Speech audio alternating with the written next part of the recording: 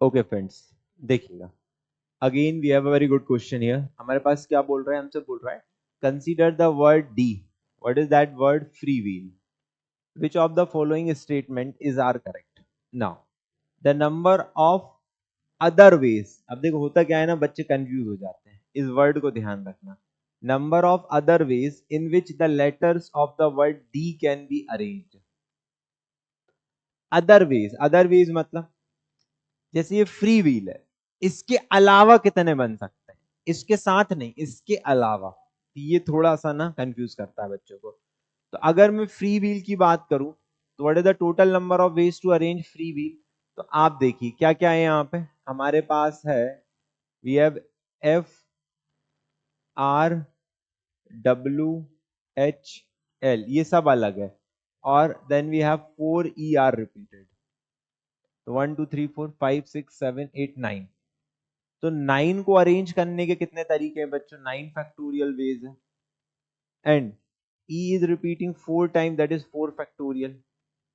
But ये तो total veg है इसको अरेंज करने को, जिसमें एक वो भी आएगा जिसमें फ्री विल डी मिलेगा, लेकिन वो क्या बोल रहा है, other ways in which the letter of the word D can be arrange. तो वो कितना हो जाएगा, ये लिखा हुआ है 9p5, सॉरी इसमें से क्या एक सब्ट्रैक्ट करना पड़ेगा आपको, क्यों, क्योंकि हम किसकी बात कर रहे हैं, इसमें फ्री व्हील नहीं आना चाहिए। तो ये कितना लिखा हुआ है, 9p5 - 1।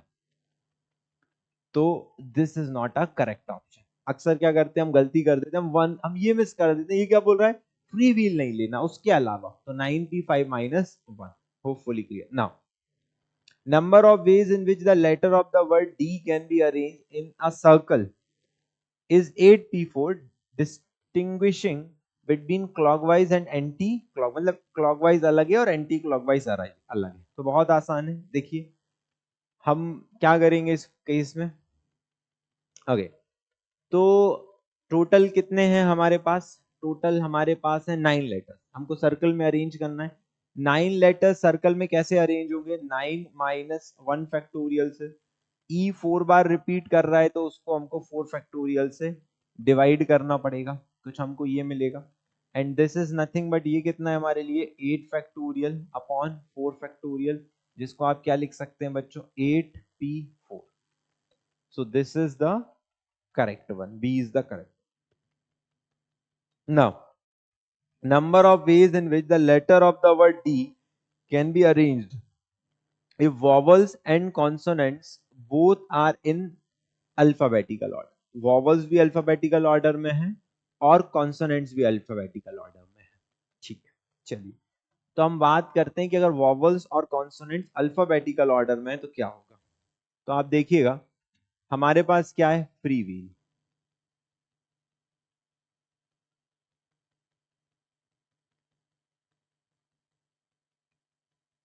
This is free wheel.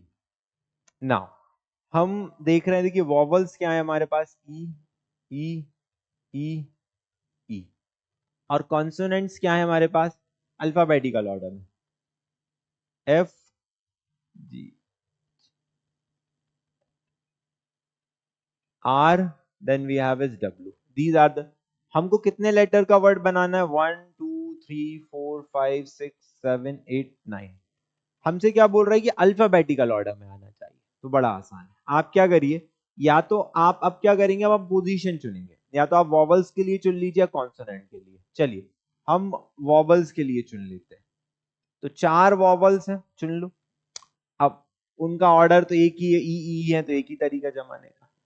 अब कितनी जगह बच गई, 5, 5 में से 5 जगह चुनो, 5C5 1 वे, उनमें से कॉन्सोनेंट अरेंज करना है, लेकिन वो अल्फाबेटिकल ऑर्डर में आना चाहिए, और अल्फाबेटिकल ऑर्डर तो एक ही है, तो अगेन उनके लिए भी 1।